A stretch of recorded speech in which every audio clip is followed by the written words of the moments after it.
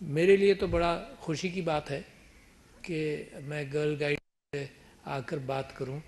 پہلے بھی بات کرتا رہا ہوں اور کیوں خود بھی میں جب اسکول میں تھا تو بوائے اسکاؤٹس کے اندر حصہ لیتا تھا، لہٰذا مجھے یاد ہے.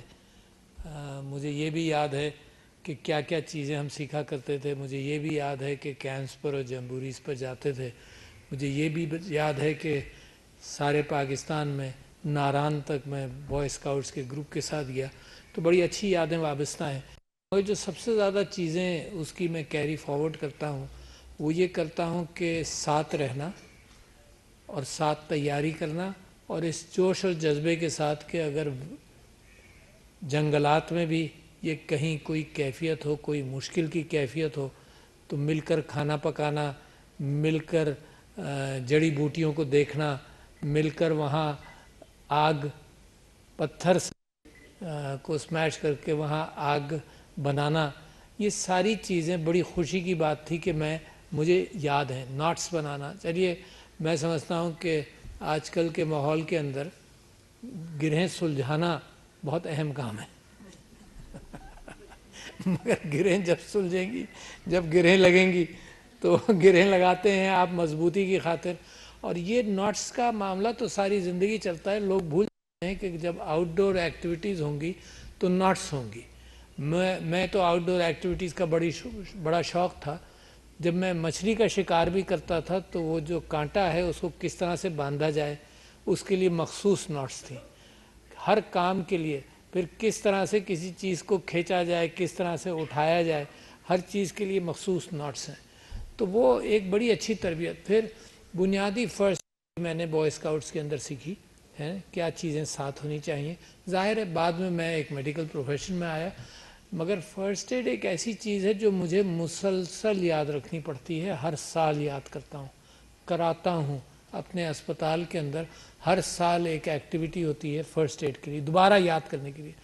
کون سی ایمرجنسی دوائیں ہیں جو ہونی چاہیے، ایکسپائر نہ ہو گئی ہوں. کون سی کیفیت ایسی ہے جو پیدا کی. مثال کے طور پر بچی نے یہاں سی پی آر کی، اور یہ ٹریننگ میں اپنے اسٹاف کو ہر آدمی کو دینا چاہتا ہوں. مجھے ایک واقعہ یاد آتا ہے کہ کہاں ضرورت پڑ جاتی ہے. تو میں شاید 2 سال ہوئے جب ہنزا گیا تو وہاں پر ایک بڑا خوبصورت نوجوان جو ہر سال جب میں ہنزا وغیرہ جاتا تھا وہاں پر ایک 15-20 نوجوانوں کا، لڑکیوں جو 15 سے لے کر 25 سال کے ہوتے تھے، وہ مجھے وہاں کے ہنزا کے گانے، ہنزا کا میوزک بیٹھ کر سناتے تھے اور بڑے مزے سے سناتے تھے، میوزک بھی بجاتے تھے. تو وہ نوجوان جو تھا وہ ہر سال مجھے نظر بھی آتا تھا اور وہ 25-30 لوگوں کو لے کر آتا بھی تھا. تو ہم کسی جگہ سے مین ہنزا روڈ پر جا رہے تھے تو اچانک جو میرے ساتھ لوگ تھے قافلہ رکا کہ ایکسیڈنٹ ہو گیا. اب ایکسیڈنٹ ہو گیا تو ایکسیڈنٹ کے اندر مجھے پہلے تو میرے اسٹاف نے روکا کہ جی آپ مت اتریے. میں نے کہا میں تو پھر بھی ڈاکٹر ہوں، کچھ کر لوں گا، مجھے اترنے تو دو. خیر میں اترا، جا کر دیکھا تو میں نے اس بندے کو پہچانا، وہ وہی تھا. اچھا وہ موٹر سائیکل پر ادھر ایک طرف سے جا رہا تھا، سامنے والا دوسری موٹر سائیکل پر آ رہا تھا، دونوں کا ٹکراؤ ہوا اور یہ پہاڑی کی سائٹ پر نالے کے ساتھ لیٹا. اور میں بھاگ کر پہنچا تو اتفاق سے ایک گاڑی میرے آگے تھی، وہ آہستہ آہستہ آگے جا رہی تھی. اس کو لوگوں نے کہا کہ آگے جاؤ آگے جاؤ آگے جاؤ، اور اس کا ہاتھ جو تھا وہ ایسا تھا سڑک پر کہ گاڑی اگر جاتی رہتی وہ اس کے ہاتھ پر سے پھر گزرتی. تو پہلے تو میں نے گاڑی کی ڈکی پر مارا بھاگتے ہوئے کہ رکو رکو رکو. خیر اس کو خیال آ گیا، وہ رک گیا. پھر جب میں نے اس کو دیکھا تو مجھے لگا تو یہ تو بہت ہی سیریس کنڈیشن میں، اس کی سانس نہیں آ رہی. میں نے کہا اس کے سینے پر ہاتھ مار کر بھی کہا کہ سانس لو. اس نے ایک سانس لی، اس کے بعد اگین اٹ اسٹاپڈ.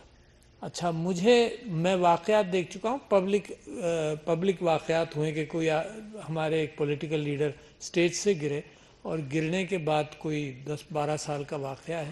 لوگوں نے جس انداز سے ان کو اٹھایا، تو میں اس بات سے واقف ہوں کہ کسی کو چوٹ لگے تو اگر اس کی اسپائن کو سپورٹ نہ دیا جائے تو وہ زندگی بھر کے لیے پیرالائز ہو سکتا ہے. اگر اسپائنل انجری ہو اور اسپائن کو سپورٹ کر کے نہیں اٹھائیں تو زندگی بھر کے لیے پیرالائز ہو سکتا ہے. تو میں وہ ٹی وی پر مناظر چیزیں دیکھ رہا تھا اور مجھے افسوس ہوا کہ جس طرح سے لوگوں نے بوری کی طرح سے چاروں ہاتھوں سے پکڑ کر ان کو اٹھایا، تو میرا دل دہل گیا کہ اگر اسپائنل انجری ہوگی تو the person عمران خان میں بھی پیرالائز فار لائف. تو لہٰذا یہ جو ٹریننگ ہے یہ ہر شخص کے لیے ضروری ہے. اب دیکھو میں وہاں موجود تھا، I was a president of Pakistan ہے، تو میں نے اس کو تھوڑا پمپ کیا، پھر جلدی سے کہا کہ ایمبولینس لاؤ، تو ایمبولینس نہیں تھی، بہت پیچھے تھی، تو ایک گاڑی انہوں نے خالی کر کے آگے لائے، اس کو اٹھا کر میں نے خود اس میں گاڑی کے اندر ڈالا، اور I was sure the person has expired already. ان واقعات سے مجھے خیال ہوا کہ بلایا تھوڑی جاتا ہے پھر کسی کو کہ بھائی بلاؤ کسی کو، کوئی ڈاکٹر ہے، کوئی ہے. یہ جو فرسٹ ایڈ ہے یہ جان بچا لیتی ہے، چاہے آگ کے خلاف ہو، یعنی دا بیسکس آف پریونٹنگ کہ کوئی انجر نہ ہو آگ کے اندر، تو یہ ہے کہ نیچے رہو، اسموک کے نیچے رہو، باہر نکلو، اگر کپڑوں کو آگ لگ جائے تو رول کر کے کرو. یہ سمپل چیزیں ہیں جو پڑھا لکھا آدمی ہو، ان پڑھ ہو، سب کو سکھائی جاتی ہیں. تو لہٰذا گرل گائیڈز کا جو ایکسپوجر ہے اور جو بوائے اسکاؤٹس کا ایکسپوجر ہے، اس کے اندر میں سمجھتا ہوں کہ بنیادی ضروریات جو کسی وقت بھی ایکسیڈنٹ ہو سکتا ہے، ہر ایک کے گھر میں ہوتا رہا ہوگا. میں تو آپ کو ایک واقعہ سنایا نا، میں تو بہت سارے واقعات سے واقف ہوں جہاں لوگ انجر ہوتے ہیں اور امیجیٹلی کوئی نہیں. ایئر کرافٹ کے اندر، ہوائی جہاز کے اندر لوگ کہتے ہیں کہ یار اس کو کوئی ڈاکٹر ہے نا، اگر ڈاکٹر نہیں ہوتا تو کوئی عام پیسنجر مدد کرتا ہے. اینڈ مجھے یاد پڑتا ہے، میں نے جتنا بھی سفر کیا ہوائی جہاز کا، کم سے کم 5-6 انسیڈنٹس مجھے یاد آتے ہیں کہ پوچھا جاتا ہے کہ کوئی ڈاکٹر ہے، جلدی سے آ جائے. اچھا، لہٰذا میں سمجھتا ہوں کہ تو بہت کم ہے کہ ماشاءاللہ خوشی کی بات ہے کہ 1,40,000 گرل گائیڈز ہیں، مگر یہاں لڑکیاں کتنی ہیں اسکولوں کے اندر، یہ بات تو کہیں زیادہ پھیل. Every person should be aware, ایک نہیں، ہر شخص. یہاں مثال کے طور پر جب میں سین فرانسسکو میں اپنی تعلیم کی خاطر رہتا تھا، تو وہاں پر ہر مہینے زلزلے کے لیے ایکسرسائز ہوتی تھی، کیونکہ وہ ارتھ کوئک پرون زون تھا، اس میں وہاں زلزلے آ چکے تھے بہت، اور کہا جاتا تھا شرماؤ مت، دس از این ایکسرسائز، اس کو بالکل ریالٹی سمجھو. میز کے نیچے گھسو، ڈاکٹرز، پیشنٹس جو بھی ہوں، جیسی سائرن بجتا تھا، میز کے نیچے گھسو، کسی چوکھٹ کے بیچ میں کھڑے ہو جاؤ تاکہ چوکھٹ پروٹیکٹ کر لیتی ہے اگر چھت گرے، کسی بیم کے نیچے کھڑے ہو جاؤ، ہے نا. یہ بنیادی چیزیں اسکولوں میں ہر مہینے یاد دلائی جاتی ہیں، یہ نہیں کہ سال بھر بعد، ہر مہینے ایک سمپل ایکسرسائزز ہیں. اچھا، مگر کیا ہوا جناب، میں اور میری بیوی یہاں کسی مال میں تھے، کوئی پچھلے دنوں جب اسلام آباد میں زلزلہ آیا تو وہ پینک کر رہی تھی، تو ہمارے لوگ کہہ رہے تھے کہ نیچے چلیں، تو میں نے کہا ہم 4تھی منزل پر ہیں، نیچے جانے میں خطرہ ہے نا، تو یہیں رہو، بھگدڑ نہیں مچاؤ. اور اس کی بنیادی چیزیں یہ ہیں کہ اگر تمہیں باہر کا راستہ نظر آ رہا ہے تو بھاگ کر باہر جاؤ، مگر نہیں نظر آ رہا تو don't create a panics. Elevator مت پکڑو، سیڑھیوں سے جاؤ، اگین دا سیم تھنگس. تو جب وہ پینک کر رہی تھی تو میں نے اس کو کہا کہ دیکھو، میں نے مذاق بھی کیا، اس نے کہا یہ کوئی مذاق کی بات. میں نے کہا دیکھو، ہمیشہ تم کہتی تھی کہ ساتھ مریں گے، تو قریب آ جاؤ. تو اس نے کہا یہ آپ مذاق کر رہے ہیں، یہاں پینک ہو رہا ہے. تو میں نے کہا چلو، دوسری بات میں نے کی، وہ بھی اس کو پسند نہیں آئی. میں نے کہا چلو اگر مرنا ہی ہے تو ڈگنیٹی کے ساتھ، don't get excited, don't shout, let's die with dignity.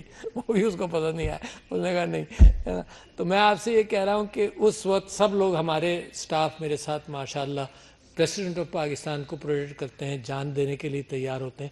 ان سب نے مجھے گھیر بھی لیا، اور میں نے ان سے پھر بھی یہی کہا کہ تم سب لوگ اپنے آپ کو بھی پروٹیکٹ کرو. یہ بیچارے جان دیتے ہیں، for they die for the cause of Pakistan. I appreciate all of the armed forces in every layer. ان کے یہاں بھی مسلسل ٹریننگ ہوتی ہے، how to prevent accidents, how to avoid accidents.